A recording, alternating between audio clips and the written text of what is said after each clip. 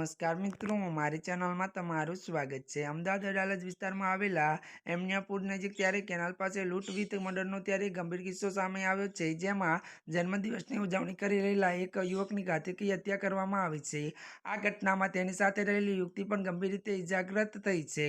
મળતી વિગતો વાત કરવામાં આવે તો ત્યારે મિત્રો પ્રાપ્ત માહિતી અનુસાર શહેરના સરદારનગર ત્યારે વિસ્તારમાં રહેતા એક યુવકનો જન્મદિવસ હોવાથી તે પોતાની એક યુવતી સાથે અમિયાનપુર ત્યારે નજીક કેનાલ પાસે બર્થડે ત્યારે મનાવવામાં ગયો હતો અને ત્યાર દરમિયાન કેટલાક લુકા તત્વોએ તેના પર હુમલો કર્યો હતો।